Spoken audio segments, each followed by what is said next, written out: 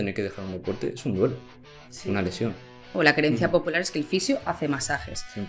Pero hay mucho más, ¿no? Hay mucho más que hace un fisio, al fin y al cabo. Nosotros es más fragilizar, ¿no? De alguna manera, no hagas esto, no hagas lo otro, cuidado, te vas a romper. Una vez que te lesionas siempre hay más riesgo de volver a lesionarte, pero hay que atender mucho a esa persona, hay que pensar qué idea tiene, qué miedos tiene, entonces hay que tenerlo muy claro. No somos dioses, no tenemos herramientas mágicas para todo el mundo. Hay cierta precariedad a nivel de tratamiento, de intervención, hay un número contado de sesiones que te pertenecen como asegurado de una mutua privada. Entonces la ratio de fisio-paciente es una auténtica barbaridad. ¿Hasta qué punto tiene sentido eso a nivel clínico? A nivel clínico, por la salud de la persona, ninguno.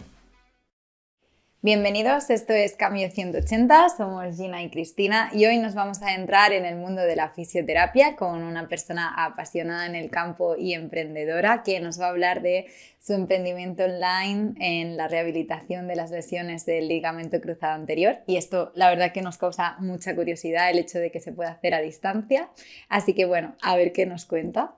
Bueno, hoy tenemos con nosotros a Raúl Postigo, fisioterapeuta, emprendedor, y es un auténtico placer tenerte con nosotros hoy. Muchas gracias y encantado de estar aquí con vosotras. Un placer tenerte aquí. Bueno, antes de empezar, eso sí, como siempre decimos, toda buena conversación, toda gran conversación empieza con un buen café, así que ¿qué os parece si nos servimos uno? ¿Te apetece? Adelante. Venga. Ay, para despertar un poco a estas horas, ¿verdad? Sí. Bueno. A ver, que no tengamos una actividad. Bueno, ahora sí, ya con café en mano, vamos a empezar. Primero aterrizando un poco los conocimientos para que la gente sepa un poco lo básico, ¿vale? Nos gustaría saber qué es la fisioterapia y en qué casos sí que hay que acudir, ¿vale? Y sobre todo también pues aquellos mitos o cosas que creemos que hacen los fisioterapeutas, pero en realidad no. Vale, pues por dónde comenzar un poquito. A ver, ¿la fisioterapia qué es? La fisioterapia es una ciencia de la salud, ¿no? Que se encarga de eso, de dar las herramientas adecuadas al perfil de paciente, ¿no? Que tiene que venir a fisioterapia, que es muy, muy amplio y que la fisioterapia abarca infinidad de patologías y de situaciones.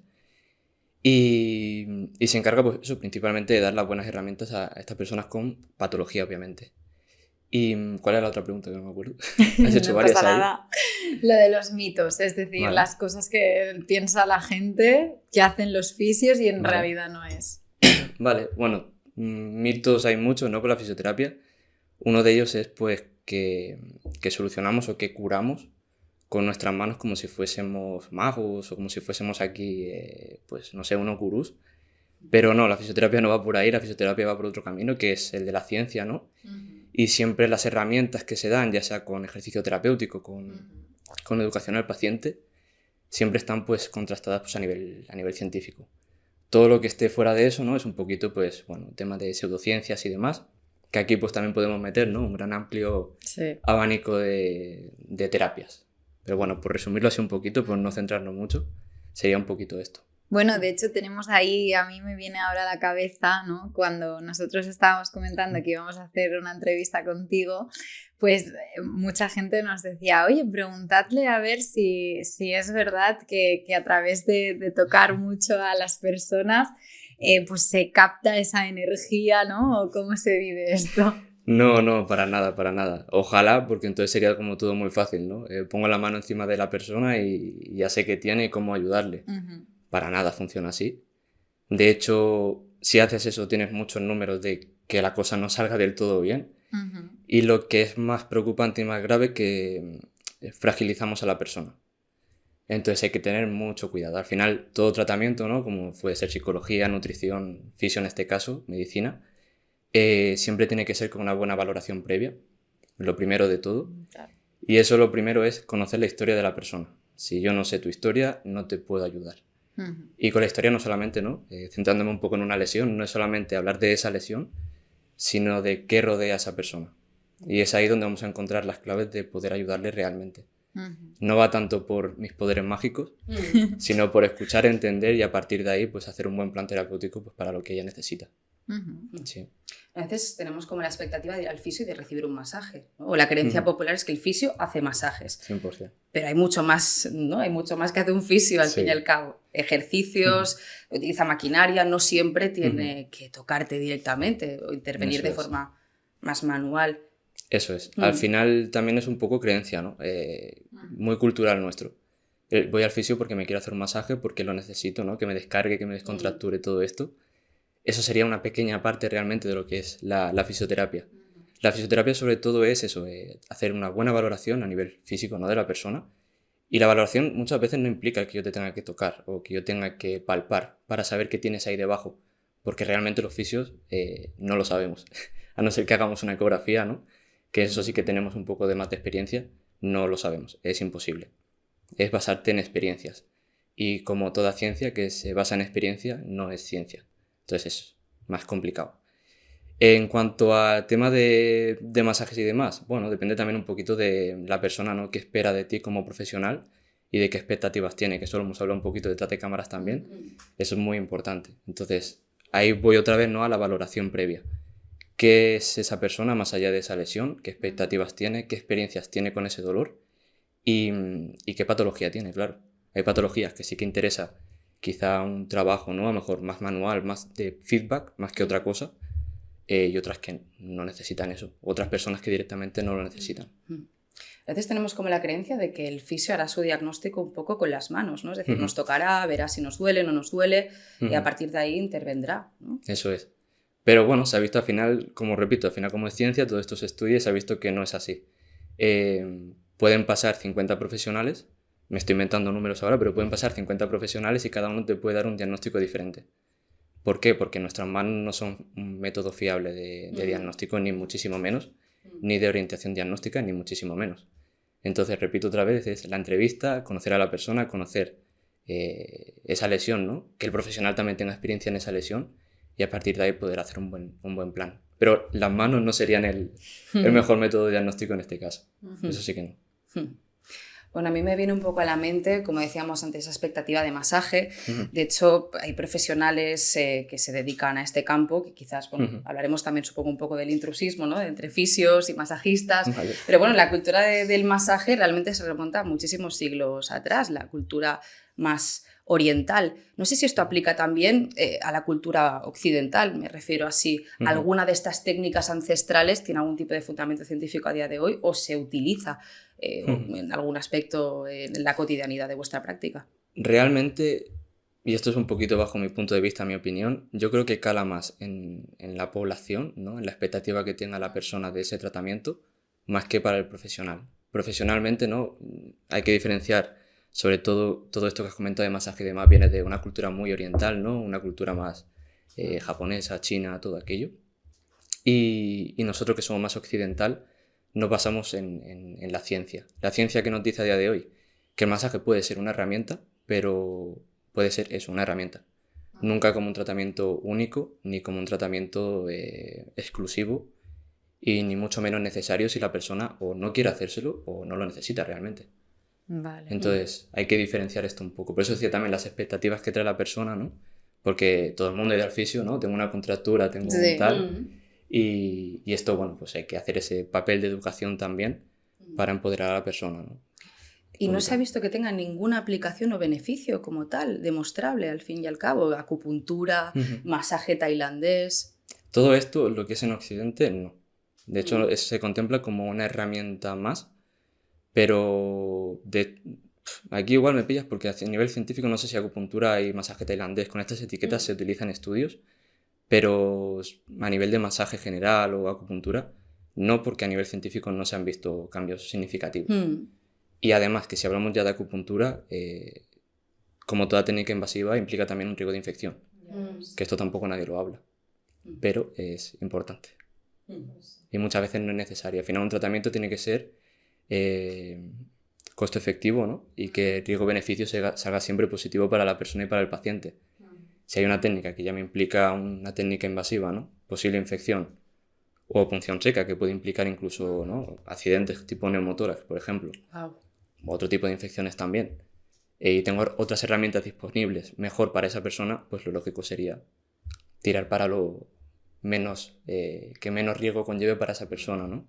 Y sería un poquito esto. Bueno, creo que esto sirve de advertencia para el público general, ¿no? También, Para también. que se replanteen estas cosas. Y ahora que hemos aterrizado un poco estos conocimientos básicos de la fisioterapia, ahora ya nos vamos a una parte más interesante, quizás que seguro que a la gente también le gustaría saber, que es, bueno, el emprendimiento que tú estás llevando a cabo a distancia, ¿vale? En la recuperación de estas lesiones que hemos comentado antes.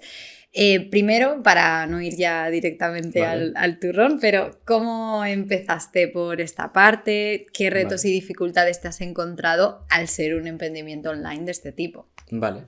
¿Cómo comencé? Buena pregunta.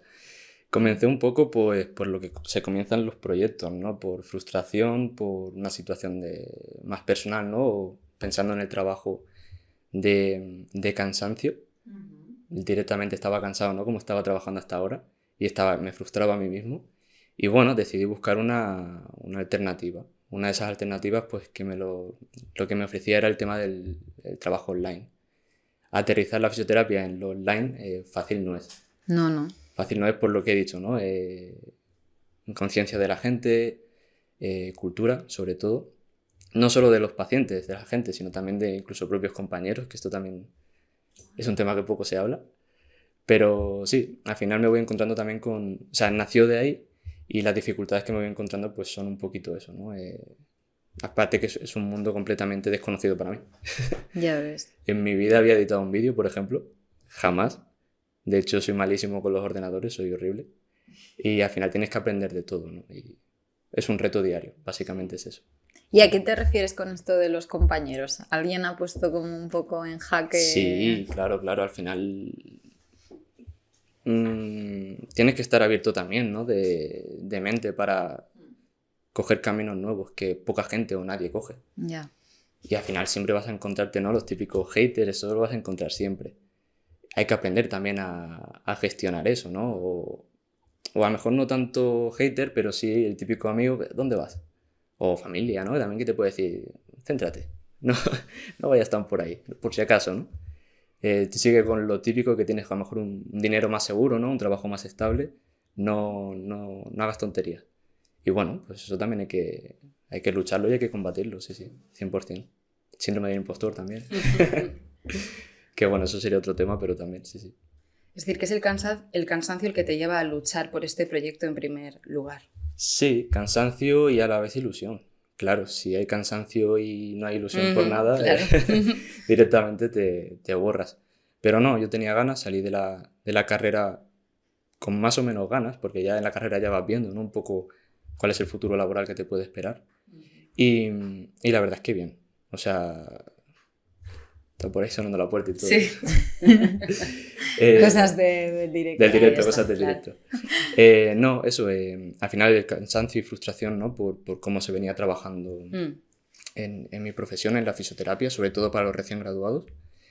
Y la ilusión y las ganas de tener mi proyecto, de tener mi sitio, mi lugar. Claro. Y de poder hacer lo que yo quisiera cuando yo quisiera, ¿no? Y sin unas normas no preestablecidas. Y eso pues me lo ofrecía el tema online. ¿Y por qué? Bueno, acabas de decir esto de online, pero ¿y por qué en un despacho tuyo propio físico?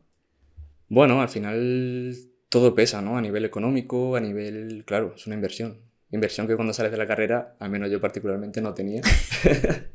De hecho, no sé si tengo a día de hoy.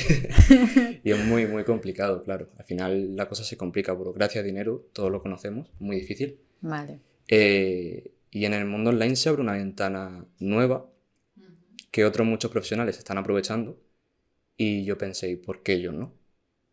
¿No? Porque si otros profesionales están trabajando de ello, lo disfrutan, lo viven y lo hacen bien, ¿por qué yo no voy a poder hacerlo? Y bueno, un poquito por ahí, sí. Bueno, nos has comentado que eres experto en la rodilla, concretamente en el ligamento cruzado anterior. ¿Por qué te decides por esto y no por otro tipo de lesión? Buena pregunta. No, yo siempre he estado muy relacionado con el tema del deporte, siempre he jugado a fútbol. Yo de pequeño también tuve muchas lesiones, bueno, y de mayor, he tenido lesiones siempre. En la rodilla, en el tobillo, en todos los sitios. Y sé cómo se rehabilitaba porque he vivido, ¿no? Todo el mundo mutua, todo el mundo conoce, ¿no? A nivel laboral o a nivel deportivo. Y he vivido en mis carnes los tratamientos que se hacen y he visto cómo se hacían tratamientos. Por ejemplo, en este caso yo veía, ¿no? De ligamento cruzado anterior.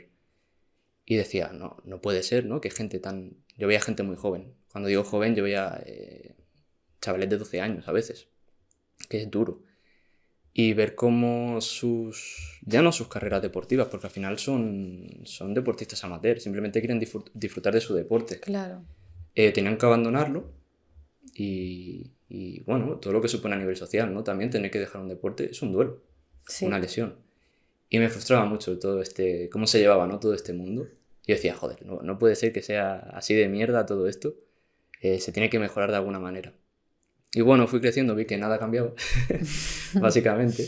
Y dije, vale, yo creo que este tipo de lesión, de población, la conozco, sé cómo tratarla, sé cómo ayudarla, la puedo ayudar 100%. Y me decidí por ahí.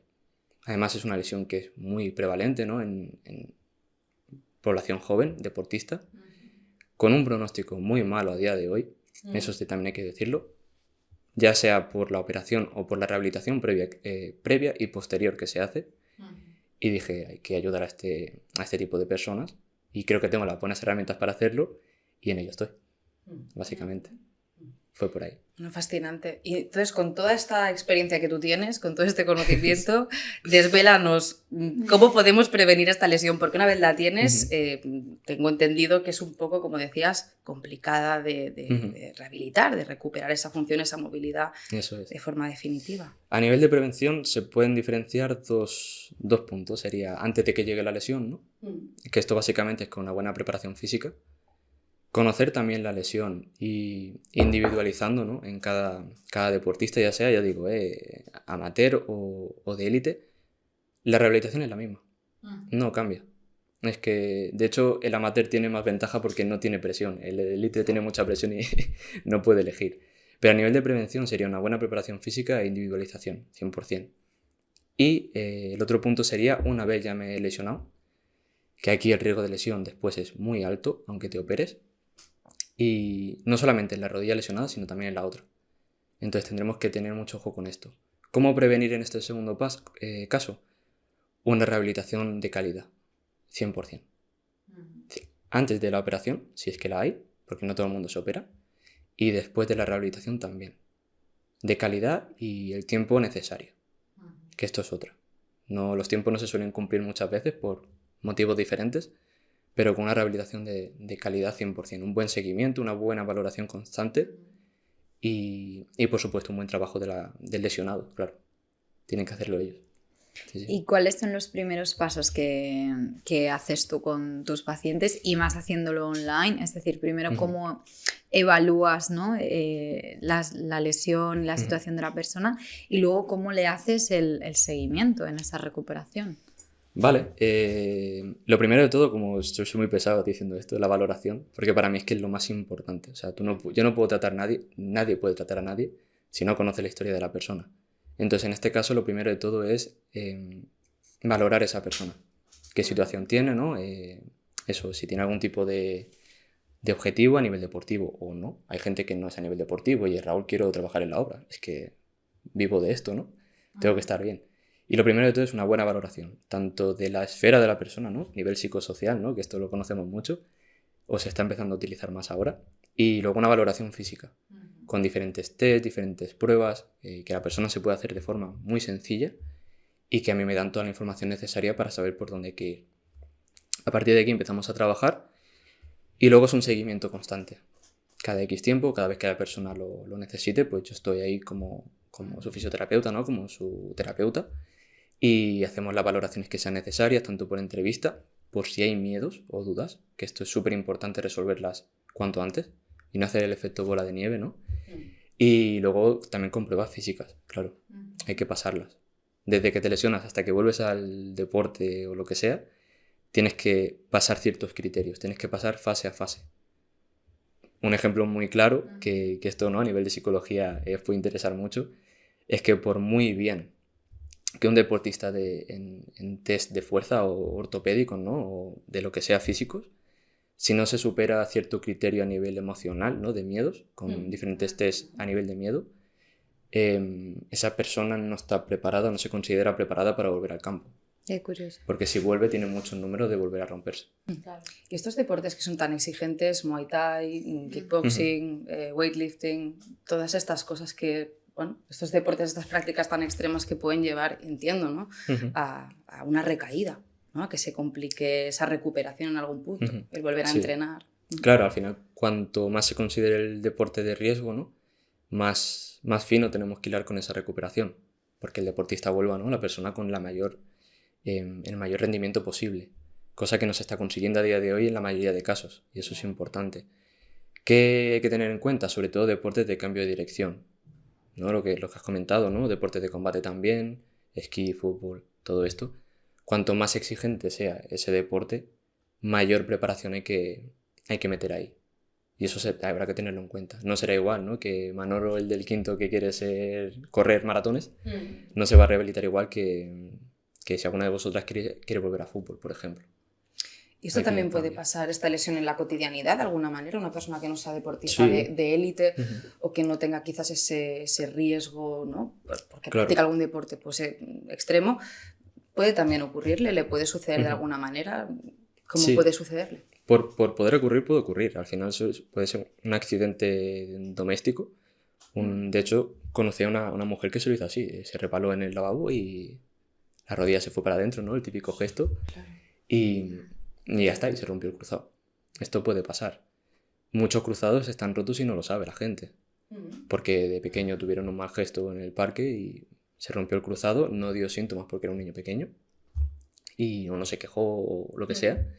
Y luego de mayor descubren que lo tienen roto y no ha pasado nada. Pero sí, puede pasar es más raro, menos probable, pero puede pasar. Pero sobre todo en deportistas, es donde más se ve. Deportistas sí, que eso también lo hemos contado detrás de cámaras un poco, en mujeres. Tienen un riesgo muy elevado de romperse. ¿Antes has dicho hasta 7 veces más? Sí, por ahí ronda. O sea, incluso 7 veces, entre 5 y 7 veces más, dependiendo de la persona. Depende también del deporte que se practique, ¿no? Y la rehabilitación que se haya hecho. Una vez que te lesionas, siempre hay más riesgo de volver a lesionarte, tanto la pierna lesionada como la otra.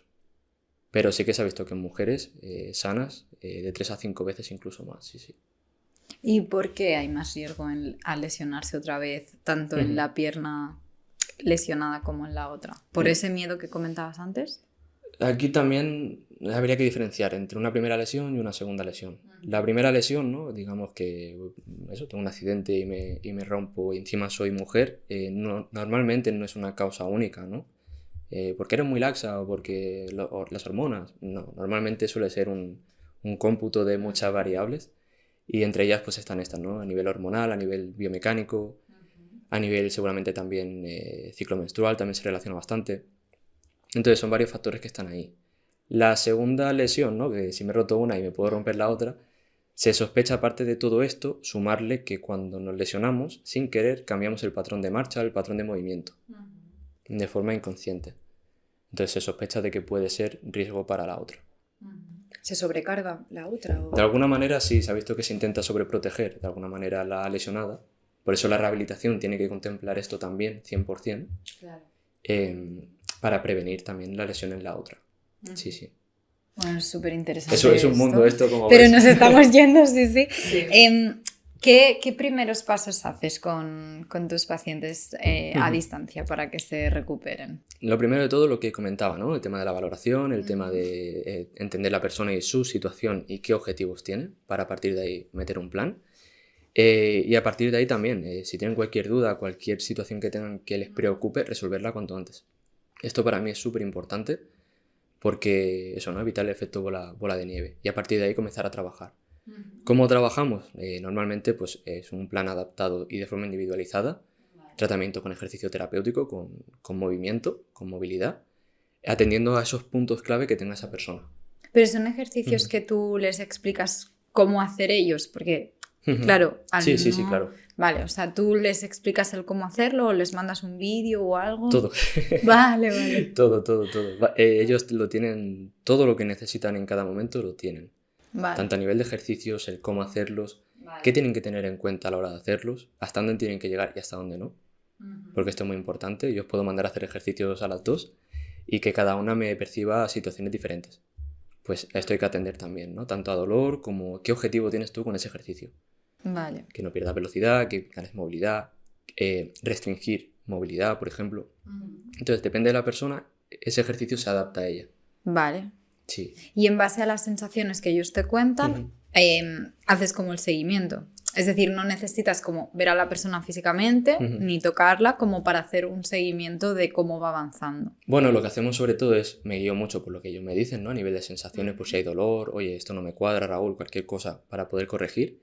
Y luego, sobre todo, lo hago mucho con vídeos. Tanto con las llamadas de seguimiento, aprovecho y, hostia, pues cuéntame, dame el movimiento, a ver qué. O incluso vídeos. Es mucho más sencillo que la persona se grabe un vídeo, me explica dónde le duele o cómo le duele o en qué situación le duele. Raúl, a lo mejor me voy a atar la zapatilla y he notado que me duele aquí. Se graban y es súper fácil, porque yo puedo verlo todo mucho mejor que si estuviera en directo.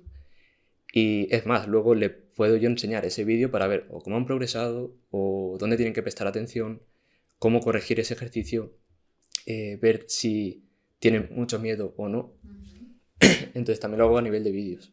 O sea, utilizo todas las herramientas que tenga, las utilizo. Es que es una manera totalmente nueva, ¿no? Diferente de lo que entendemos por fisioterapia tradicional. El uso, ¿no? Sí, claro. Al final es esto, es lo que aporta el online y lo que aporta el sistema ¿no? O la forma que yo trabajo es que tengo un seguimiento constante. Y le puedo dar un feedback mucho más bueno a la persona. Porque se lo puedo comentar todo. Me graban un vídeo haciendo ejercicio y les digo todo. Dónde están fallando o dónde no, dónde pueden mejorar, dónde no. Si se pone mucho peso o poco peso. Esto siempre lo pautamos antes para que vayan sobre seguro. Pero todo este seguimiento lo tienen. ¿Dónde hay dolor? Enséñame vídeo. O foto o lo que sea. Y es mucho más sencillo. Si estuviese en consulta es más complicado, ¿no? Hasta la siguiente consulta no me pueden reconsultar o decir... las sensaciones han cambiado. ¿Un seguimiento más o menos constante? Sí, constante. Más frecuente. Semanal, de hecho, semanal. Vale. Semanal. Y en consulta esto pues no sería tan posible. No sería tan posible por la sencilla razón que económicamente se va de... Vale. Pensar que son lesiones de larga duración. Cuando un cruzado se rompe, si la persona quiere volver al deporte, mínimo 9 meses. Mínimo. Y estamos hablando en estudios hechos en deportistas profesionales. Esto en el día a día se alarga. ¿Y qué podemos hacer para que no se alargue tanto esta recuperación? ¿Cuáles son aquellas cosas que recomiendas o no recomiendas? Primero de todo, tener claro qué hay que hacer y qué no hay que hacer. 100%. Resolver cualquier tipo de duda. Esto es súper importante. Es que insisto mucho porque es que me encuentro situaciones de todo tipo a meses vista, que eso luego ya es complicado. Y hacer una rehabilitación de calidad desde el primer momento. Cuando digo primer momento no es cuando me opero. Cuando digo primer momento es cuando me he roto. Que eso implica el día siguiente. Porque normalmente entre que te rompes y te operas pasa un tiempo, porque no somos profesionales, repito, y tienes que empezar ya. Esto de voy a esperar hasta que me opere, o una vez me opero voy a esperar a que se me arregle la rodilla, ¿no? Un poco, o que se calme un poco la rodilla, no, tienes que empezar ya. ¿Cuáles son esas asunciones erróneas en muchos casos? Puede ser el de tratar de hacer máximo reposo, puede ser el tratar de hacer vida normal con la rodilla, ligamento roto, es decir, ¿cuáles son los errores más frecuentes en los que la gente cae? Normalmente son los extremos. Claro. El reposo absoluto, que es el típico paciente, ¿no? Sobre todo con mucha kinesiofobia, con muchísimo miedo por diferentes motivos, o porque se los han explicado así, o porque, bueno, esa persona ya tenía mucho miedo o ha tenido una mala experiencia previa, que puede ser. O el caso contrario, ¿no? Que sea hiperactivo, hiperdeportista y en 3 días te esté en el gimnasio haciendo el burro. Esos extremos van mal. Entonces siempre hay que hacer un poco de regular todo esto. Pero sobre todo sería eso. El caso de no hacer nada, por todo lo que implica, ¿no? Atrofia, miedo, inseguridad, pérdida de movilidad, pérdida de fuerza. Entrar en quirófano, si hay que entrar en quirófano ya en malas condiciones. Hay que entrar a quirófano con los deberes hechos. Esto es muy importante. Y el caso contrario, ¿no? Persona que tiene actitud deportista, que no para, que por mucho que le diga siempre va 3 pasos por delante. Si tiene una lesión, aparte del cruzado, el cruzado suele venir, me enrollo mucho, Pero el cruzado suele venir también con otro tipo de lesiones, a nivel de menisco o a nivel de hueso. Si esa persona no tiene una buena valoración y empieza a hacer las cosas por su cuenta y se pasa de la raya, puede acabar fastidiando todo mucho más. Claro. Si te operan, sales de quirófano y haces el tipo deportista, puede mandar directamente la operación a tomar por culo. Hablando mal y pronto, ¿no? Que el ligamento que te pongan ya no sirva porque lo estiran demasiado o la acaban rompiendo otra vez. Esto pasa mucho también.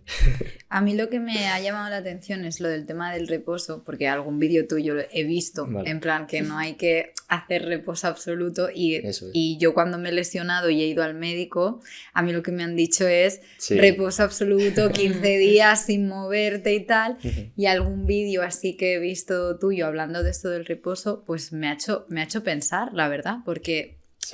por lo que estás explicando es eso, o sea, desde que te lesionas hasta que te vas a operar, pero ya hay que empezar a hacer cosas, has dicho el día siguiente. Día siguiente. De hecho, la gente que trabaja conmigo al día siguiente de la operación, les suelo respetar si tienen dolor y ellos me cuentan, pero si pueden al día siguiente ya están activos.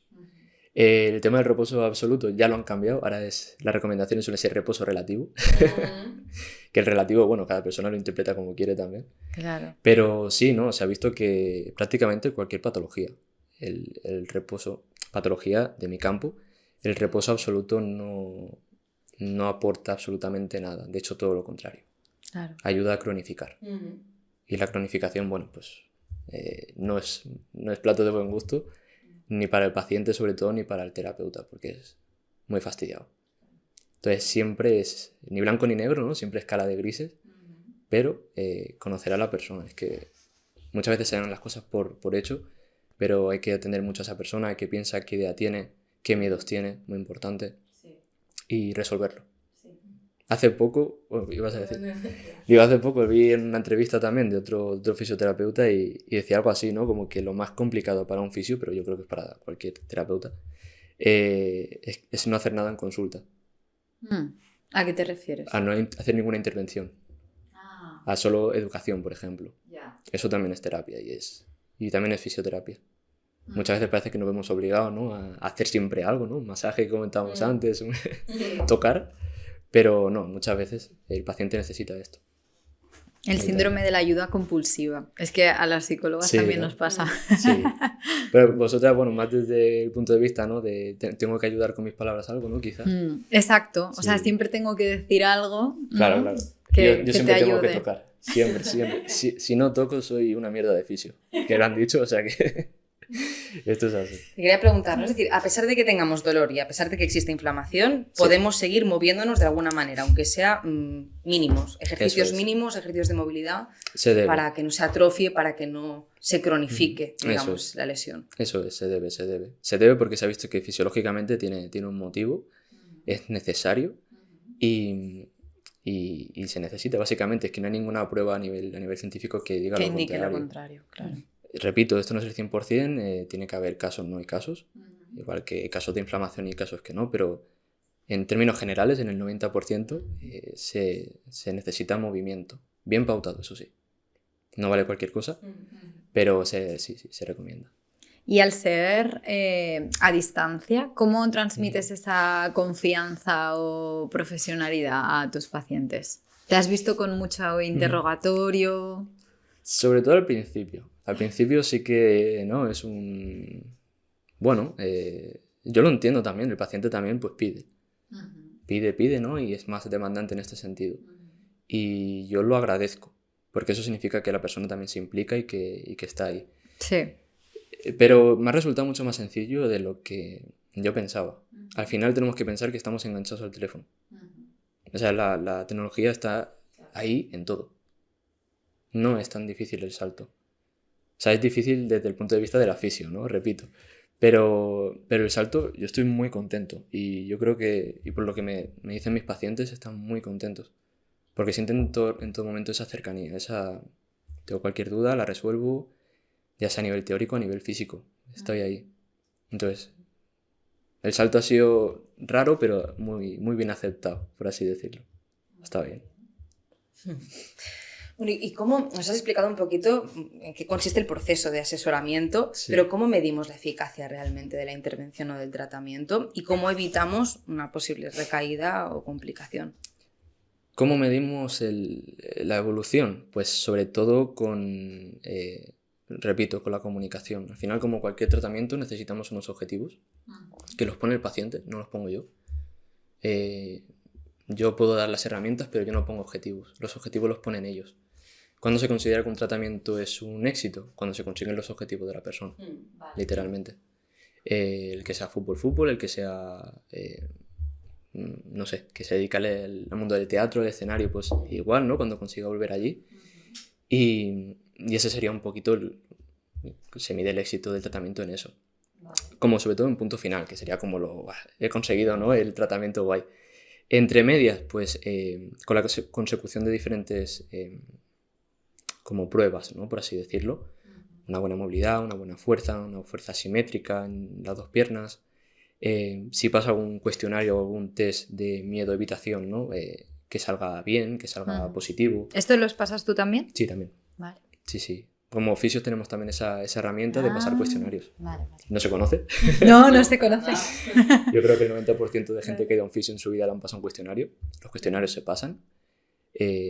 Aportan mucho tanto a mí como fisio, ¿no? Para conocer a la persona y para la persona también, para que luego vea su evolución y su proceso. Esto es muy importante, ¿no? Que te puede dar un cuestionario de miedo, que tiene un miedo horrible a volver a su deporte, porque puede estar muy bien físicamente, pero que ni se imagine, por ejemplo, volver al fútbol chutando una pelota, y esto te lo pueden poner en un cuestionario. Y luego con el trabajo, con el paso de las semanas, tú puedes ir individualizando, ¿no? Ese trabajo, y que luego le vuelvas a pasar ese cuestionario y... Claro, y es esté una todo forma mucho de mejor. evaluar. 100%. De forma objetiva, ¿no? Sí, entre comillas, ¿no? Siempre poniendo las comillas, ¿no? De los cuestionarios. Pero bueno, es una forma clínica, ¿no? De tener más información, claro. Y tú todo esto lo tienes automatizado, entiendo. Sí. A nivel online, eso es. ¿no? Lo tengo bastante automatizado. Pero bueno, también individualizo. Hay gente que no hace falta o no considero que haga falta pasar esos test. Y otras personas que sí. Vale. Claro, depende de lo que me cuenten. Sí, sí. Ya veis que no hay una receta mágica. No. Y que me adapto mucho a cada persona.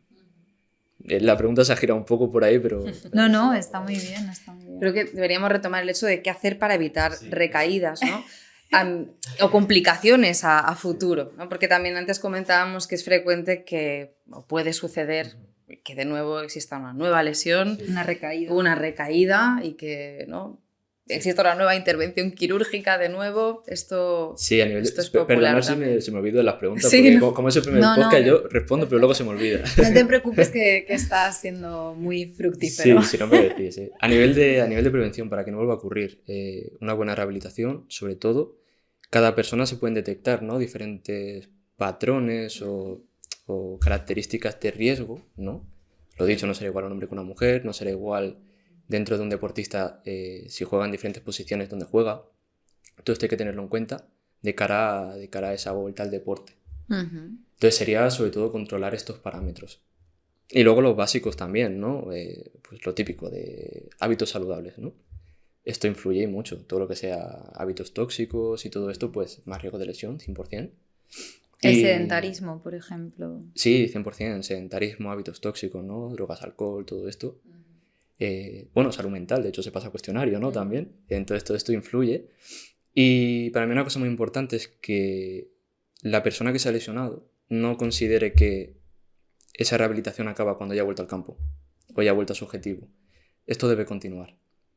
Al final yo lo que pretendo siempre, o al menos intento inculcar de alguna manera, es que esas rodillas hay que cuidarlas toda la vida. Esto es un poco, la mejor prevención para mí es esta. Y tienen que aprender a gestionar esa lesión y esa rodilla para que el día de mañana no abandonen todo lo que han estado trabajando y el riesgo pues, pueda volver a aumentar. Entonces, en resumen, sería un poco eso, ¿no? Prestar atención a qué necesita esa persona y que esos buenos hábitos y ese buen trabajo se mantenga en el tiempo.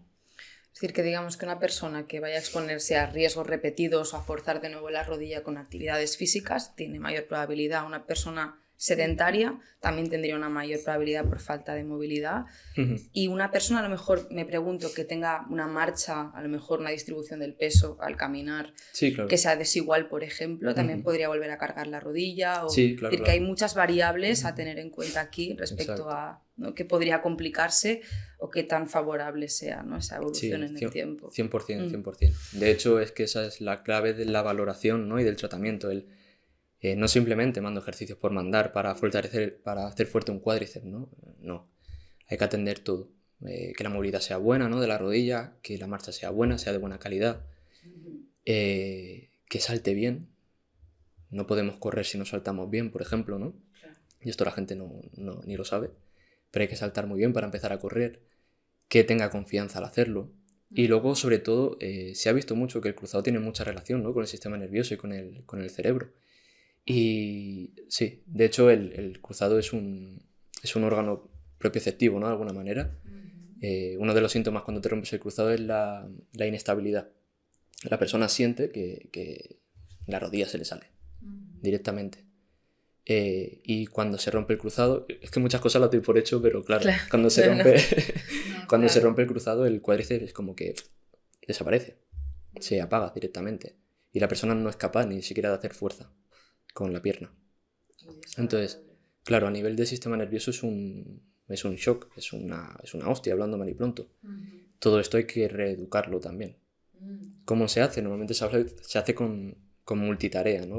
O tareas múltiples, que al final es lo del día a día. Mucha gente me viene diciendo: Raúl, hace no sé cuántos años que me han operado, ¿no? Yo estoy bien, pero pienso cada día en mi rodilla. Tenemos un problema. Entonces hay que atender a esto también, ¿no? ¿Cómo se hace? Un ejemplo tonto, que este es un país muy futbolero. Saltar a rematar de cabeza, ¿no?, en un balón de fútbol. Tú no puedes estar pensando en cómo tienes que aterrizar. Tienes que rematar, chocar contra el otro y aterrizar bien. Todo esto hay que entrenarlo. Por muy bien, ¿no?, que den todas las pruebas y físicamente esté genial, si no haces también sería también prevención, ¿no? No puedes volver. Es que me parece muy curiosa esta parte, de verdad te lo digo. Sí, a nivel del sistema nervioso tiene mucho, mucho que ver. Y incluso, aquí ya me estoy yendo un poco por las ramas. No, súper interesante. Pero a nivel también de eso, ¿no?, de sensibilidades. Hay gente que pierde mucha sensibilidad en la rodilla, que incluso los pantalones les molestan. Todo esto afecta también. Ya sea por la lesión, normalmente es por la operación, que rompe muchas fibras nerviosas y demás. Y todo esto, pues bueno, hay que gestionarlo. Vale. Pero se puede, ¿no?, mejorar, Sí, Raúl. sí. Porque me estoy imaginando la situación. Claro. Vale. Pero imaginaros vuestra situación, ¿no?, que no lo sabéis, os rompéis y nadie os cuenta nada. Nadie explica nada.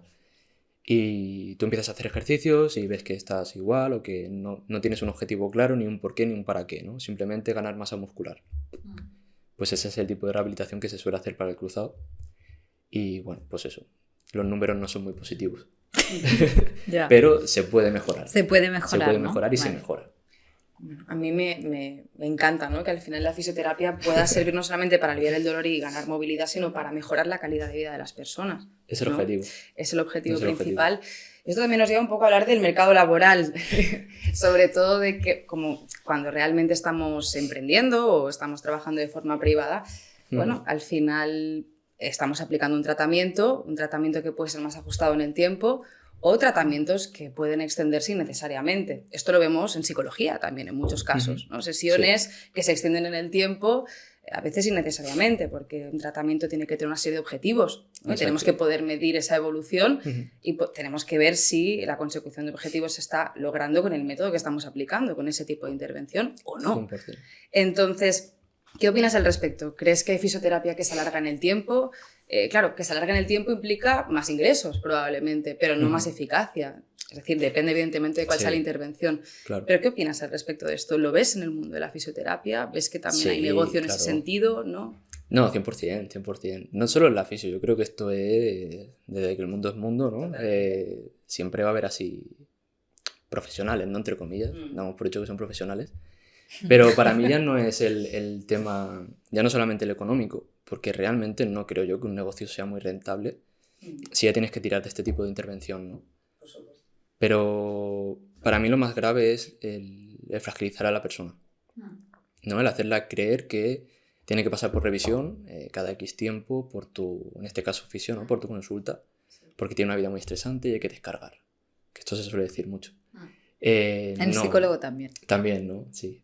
Esta autoestima es muy de moda, ¿no? Seguimientos infinitos, ¿no? Exacto.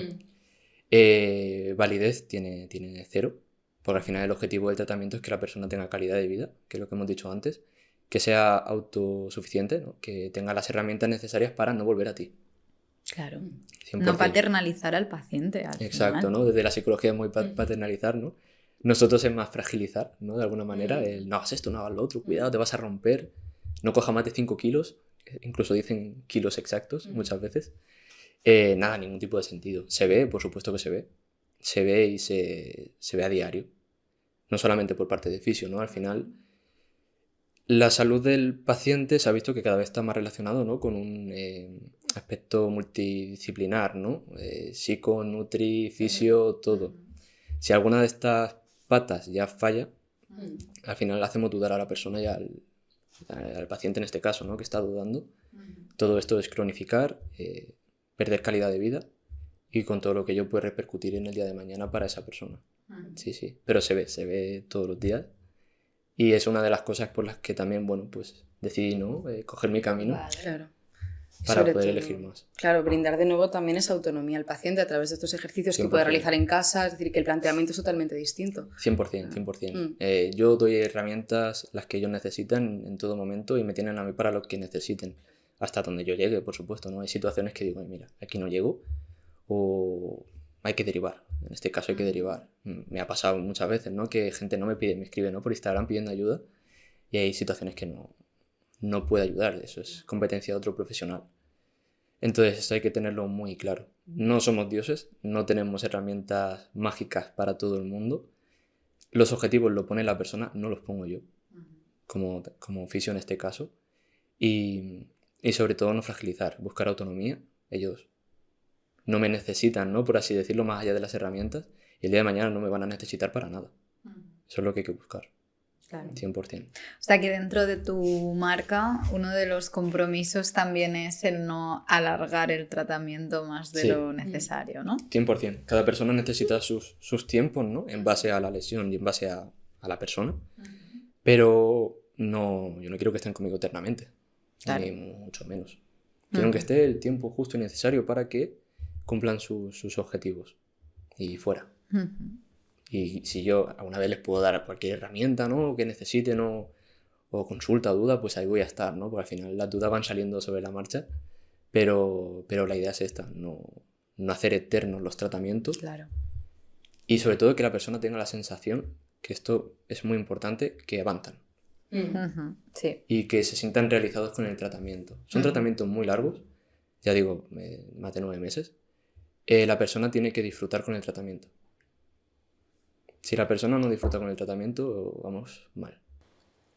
Disfrutar, entre comillas, ¿no? Dentro de una lesión. Claro. Pero intento siempre que el tratamiento se disfrute. Para que haya adherencia, ¿no? También al tratamiento. Exacto, claro. Que les sea ameno, que sean cosas que les gusta, que... Individualización. Se puede resumir así. Sí, tal cual. Sí. Bueno, al mismo tiempo, es decir, hay sesiones que se alargan y sesiones que se acortan de fisio. Como por ejemplo en las mutuas, ¿no? Hay cierta precariedad a nivel de tratamiento, de intervención, hay un número contado de sesiones que te pertenecen como asegurado de una mutua privada. Muchos hemos pasado por esta clase de proceso y la idea que tengo, la imagen que me quedó siempre grabada fue una sala masificada de personas, todos en boxes y 2 o 3 fisios para todas las personas que nos encontrábamos en esa sala. Entonces la ratio de fisio-paciente es una auténtica barbaridad. ¿Hasta qué punto tiene sentido eso a nivel clínico? A nivel clínico por la salud de la persona, ninguno. Es un sistema que no se sostiene por ningún sitio. Cualquier usuario que haya ido a estos sitios lo puede ver, no es ningún misterio ni ningún secreto al fin y al cabo. No estoy descubriendo aquí yo nada. Pero no se sostiene. Es un sistema antiguo, basado en no sé en qué, porque al final hay que ser también, ¿no? Experto en todo esto, yo no lo soy. Pero a nivel clínico, a nivel de lo que se sabe a día de hoy científicamente y cómo podemos ayudar a esas personas, pues no lo es. Es triste, pero es el sistema que tenemos, no hay otro. Pero sí, no se sostiene. Es lo que, bueno, lo que decían, ¿no? El ratio fisio-paciente, muchas veces se le echa la culpa al fisio. En este caso es que es imposible, es que no. Ese pobre fisio no tiene margen de hacer nada. No tiene recursos, ¿no? De tiempo, Ni tiempo, ni material, claro, ni emocionales, ni absolutamente de nada. Pensar que esos pacientes normalmente ni siquiera los valora el propio fisio. Es una cadena de montaje. Entonces, pues bueno, cadena de montaje, pues imagínate. Claro, no tiene ningún sentido. A nivel clínico, ninguno. A nivel de buscar la autonomía, calidad de vida, todo lo que hemos dicho, no tiene. Claro. Y nada individualizado, claro. No, bueno, ratio fisio-paciente... Masivo. No tiene. Ya. Claro, pero entiendo que la gran mayoría de fisios que se acaban de graduar empezarán por algún lado y muy probablemente llegue a ser a través de las mutuas, ¿no? Que empiecen a adentrarse en el mundo laboral. Esto, bueno, puede convertirse un poco en un espacio difícil de manejar o que genera burnout, ¿no? Síndrome de trabajador quemado. De hecho es así, 100%. Cuando sales de la carrera, ¿no? Al menos en fisio, el mundo laboral que tienes es ese. O te metes, ¿no? a cualquier empresa tipo mutua, o te metes en una clínica privada, ¿no? Con las dificultades económicas y burocráticas que eso conlleva, o domicilios. Suele ser algo así, que bueno, el ratio fisio-paciente pues suele ser también una locura. Pero sí, ese es en cuanto sales de la carrera es un poquito eso, y claro, pues al final produce frustración, produce ansiedad, burnout, y bueno, la gente se quema, claro, normal. No es fácil llevar todo eso. Te frustra, tienes tus expectativas, ¿no? Y de repente te encuentras con la realidad profesional. Y eso yo creo que se puede extrapolar a cualquier profesión sanitaria. Pero es una situación complicada, sí. Muy dura. Sí. Bueno, y en tu caso, no porque estás a distancia y no tocas, ¿no? Pero también habíamos investigado sobre este tema del burnout físico, ¿no? O de que se pueda generar también artrosis en los dedos, ¿no? Por el hecho de estar continuamente haciendo fuerza. Sí, de hecho esto se ve bastante en el masajista clásico, ¿no? Se ven síndromes sobre todo en el pulgar, ¿no? De hacer fuerza. Era muy gracioso porque conozco algunos fisios clásicos, ¿no? De esto de mucho masaje, que son de los primeros que salieron. Y algunos me contaban, dicen, no, para no hacerme ya daño en el dedo, pues cojo un trozo como de madera. Sí, no, pero para no hacer daño. Pero para no fastidiarse el pulgar, ¿no? Claro, no es lo mismo hacer un masaje a una mujer de 50 kilos que a un culturista de 130. Las manos son tu herramienta, al fin y al cabo. Es claro. Muy fastidiado. Entonces, sí, pero sobre todo eso se veía en el fisio clásico, masajista clásico, que se han visto, yo creo que de alguna manera, ¿no? El mercado se ha dado cuenta de que eso no era sostenible y han sacado pues diferentes herramientas, ¿no? Que si los palos, que si las pistolas de masaje, que si... Al final el mercado pues también se abre por ahí. De las pistolas de masaje tampoco, Raúl. Tengo una pistola. Bueno, es a nivel eso de la vibración, de las sensaciones buenas, de pues eso. Sensaciones también. Al final el dolor es muy complejo, no es uno y uno igual a dos, ¿no? Es un sistema complejo. Somos sistemas complejos. Creencias, todo esto. Entonces, bueno, ¿es una herramienta más? Es una herramienta más. Sí. Vale. ¿Es la única y es imprescindible? No. No, ya. Y a nivel de tu emprendimiento personal, ¿qué estrés a nivel diario te estás sintiendo? El estrés para mí es diario, pero bueno, también va mucho en la persona, ¿no? Supongo. Yo soy muy exigente con mi trabajo y con cómo lo hago. Y desde que empecé supongo que lo viven todos los emprendedores, pero desde cuando empiezas esto al final tienes la sensación de estar permanentemente fuera de tu zona de confort. Esto genera estrés, genera ansiedad. Te ves siempre expuesto a situaciones que dices tú, en mi vida iba a hacer esto. Estoy en un podcast, quiero decir, en mi vida iba a hacer esto. Y sí que es difícil gestionar. Sobre todo si no tienes tampoco un entorno, ¿no? Ya. Que te pueda ayudar en este sentido. Entonces sí, puedo llegar a tener, no quizá tanto, o no lo he sentido todavía, estar tan quemado, ¿no? Como un burnout, pero sí, pues eso, ¿no? Ansiedad, nervios, estrés, esto se nota, sí, sí. Pero al final por eso, porque aunque yo noto que no esté con la persona, también lo sufro, ¿no? Claro. Pues cómo estará, cómo no estará a nivel de pacientes, ¿no? Luego todo lo que lleva, ¿no? A nivel de redes, lo estará haciendo bien, no lo estará haciendo bien, cómo enfocar el mensaje.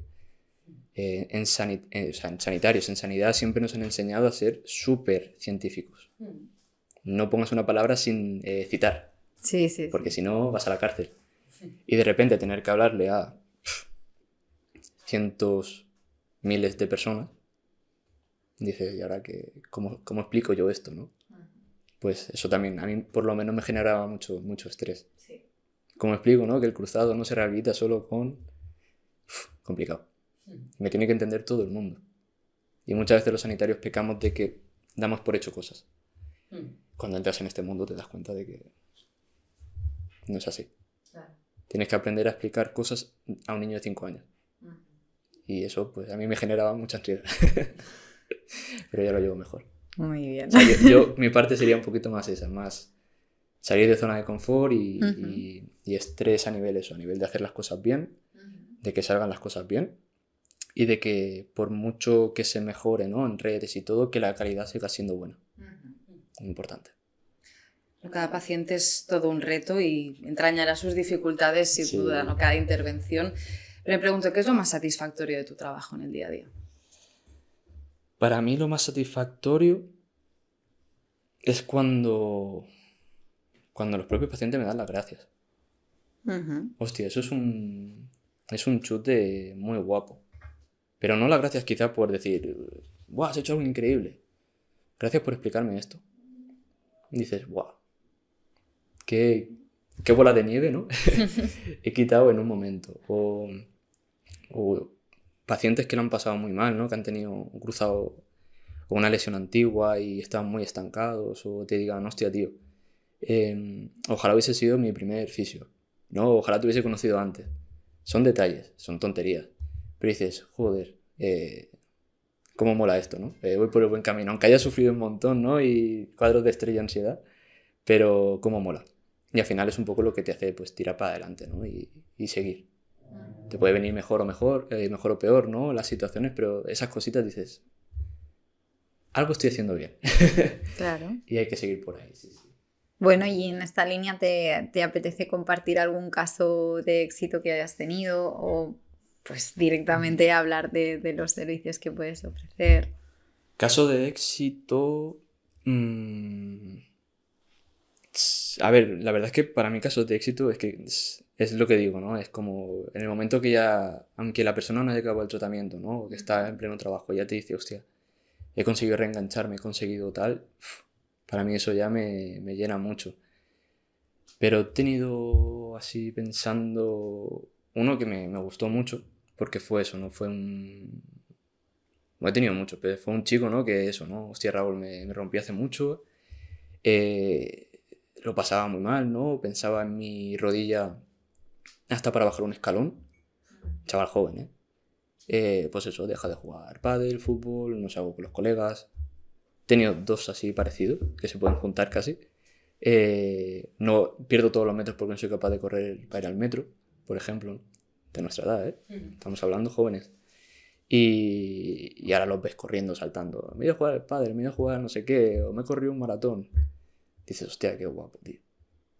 Y eso es un chute. A mí me gusta mucho eso. Y además, como es online, te lo enseñan, ¿no? Te pasan vídeos, te pasan fotos. O yo qué sé, empezó a correr unos trails, ¿no? De montaña. Y me pasó una foto con su hija pequeña, ¿no? Ahora puedo jugar con mi hija pequeña y puedo correr con mi hija pequeña. Y hostia, qué guapo. O sea que bueno, no es todo deporte de élite, ¿no? No es todo...